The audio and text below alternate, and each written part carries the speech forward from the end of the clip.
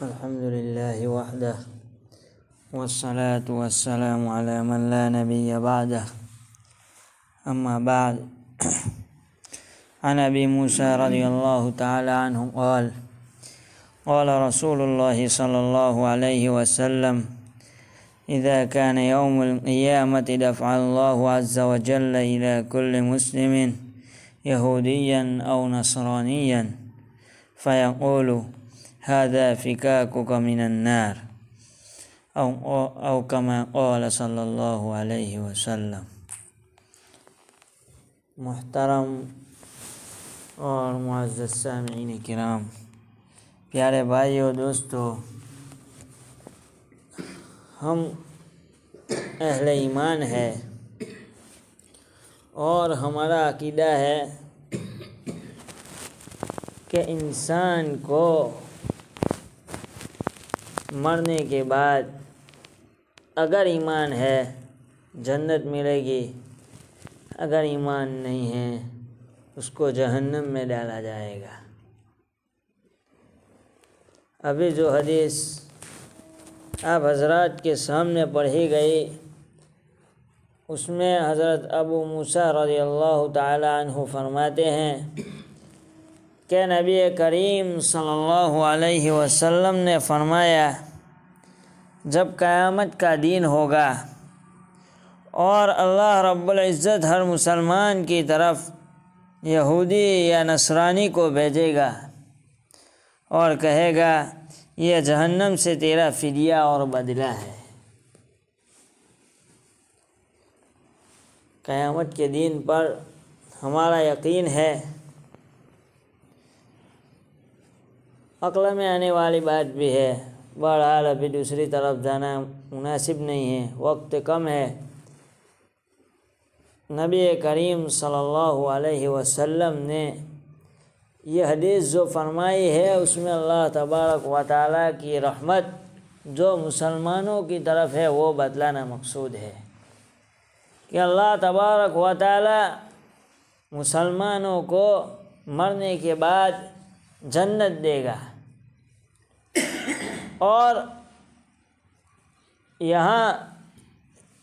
اس حدیث کو بھی مکمل طور پر سمجھ لینا چاہیے کہ ہر انسان کے لیے ایک سیٹ جنت میں ہے، ایک سیٹ جہنم میں ہے۔ اب جو شخص ایمان لایا، مسلمان ہوا، جس نے جنت کی سیٹ کو جیت لیا، تو اس کی جگہ اس مسلمان کی سیٹ جو جہنم میں ہوگی اس میں کسی یہودی یا نصرانی یا کافر کو ڈالا جائے گا، اور جو کافر، یہودی اور نصرانی کی سیٹ ہوگی جنت میں، وہ چونکہ ایمان نہیں لایا اور اس سیٹ کو ہار گیا تو اس کی جگہ مسلمان کو وہ سیٹ دی جائے گی۔ اور اس حدیث کا مطلب یہ ہرگز نہیں ہے کہ یہودی اور مشرک کے بدلے میں مسلمان کو جنت دی جائے گی اور مسلمان کے گناہوں کی وجہ سے یہودی کو جہنم میں ڈالا جائے گا، ایسا ہرگز نہیں ہے۔ وَلَا تَزِرُ وَازِرَةٌ وِزْرَ أُخْرَىٰ، یعنی قرآن کریم میں ہے۔ یہ بھی سمجھنے کی بات ہے کہ یہ روافض کا عقیدہ ہے، وہ یہ کہتے ہیں کہ ہمارے گناہ تمام سنیوں پر ڈالے جائیں گے اور ہمیں جنت میں ڈالا جائے گا۔ یہودی، ان کا عقیدہ یہ ہے کہ ہمیں تھوڑی مدت کے لیے جہنم میں ڈالا جائے گا، اس کے بعد ہمارے گناہ دھل جائیں گے تو ہم کو جنت میں داخل کر دیا جائے گا۔ یا ایسا عقیدہ عیسائیوں کا ہے، وہ سمجھتے ہیں کہ ہمارے گناہوں پر ہمیں سزا نہیں ہوگی، اس لیے کہ حضرت عیسیٰ علیہ السلام نے اس کا کفارہ ادا کر دیا ہے اور ان کو صلیب پر چڑھایا گیا تھا، نعوذ باللہ۔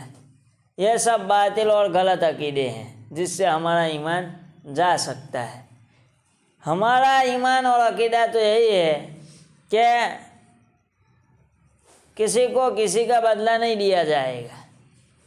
کسی کی سزا کسی اور کو نہیں دی جائے گی۔ حدیث کا مطلب یہ ہے کہ اگر ہم ایمان لائے اور ہم نے جنت کی سیٹ کو جیتا تو وہ ہمیں دیا جائے گا۔ اور اس جیسی حدیثوں کا ایک مطلب سورہ حدیث نے یہ بھی لکھا ہے کہ یہود و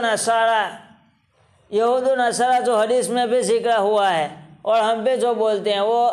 ان کی شہرت کی وجہ سے ہے نہیں، ورنہ تمام کافر اس میں شامل ہے، تمام مشرک اس میں شامل ہے۔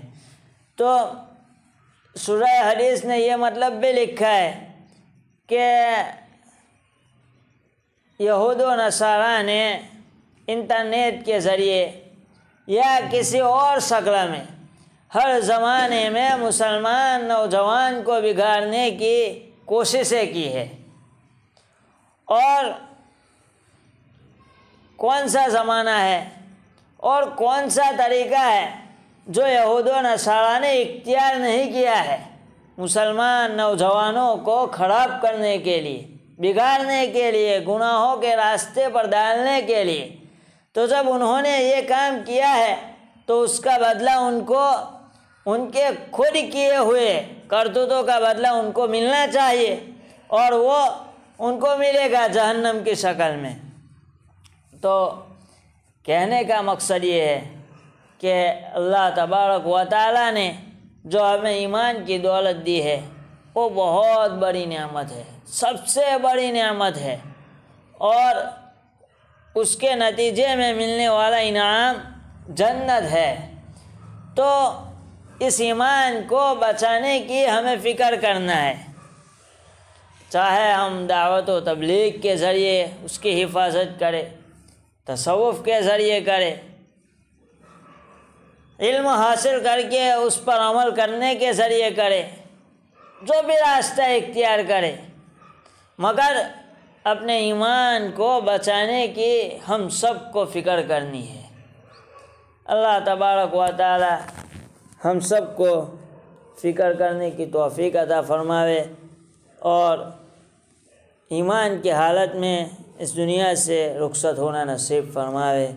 وآخر دعوانا